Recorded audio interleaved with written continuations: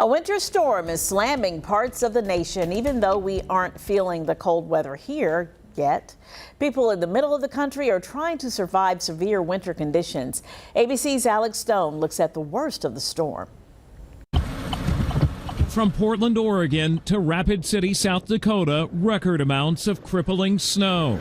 Blinding snow. 25 states are under alerts for blizzards, heavy snow, strong wind, ice, and bitter wind chill. Over 60 million Americans impacted by those alerts right now, and it's still snowing. All of it moving south and east. The storm that hit Oregon on Wednesday now swinging south into California, prompting the first blizzard warnings in Los Angeles County in over 30 years. This is the first time I've seen snow like this, coming down like this hard and at this low of an elevation. Already, snow is falling in parts of Southern California, but the heaviest snow is expected on Friday into the weekend. The California Highway Patrol is telling drivers to have food and water in their cars in case they get stuck.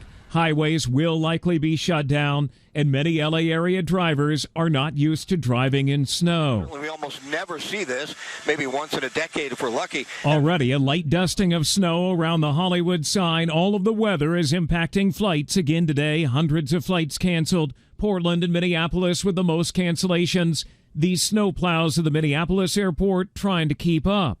But in the southeast, it's record heat, 40 degrees warmer than normal in some areas. Look at that. Temperatures looking like May out there. Orlando seeing temperatures in the 90s. New Orleans, 83. Nashville, Birmingham, and Raleigh also in the 80s. McAllen, Texas hit 98 degrees on Wednesday. While the Dakotas were below zero, over a 100-degree temperature difference in the continental U.S. Alex Stone, ABC News, Los Angeles.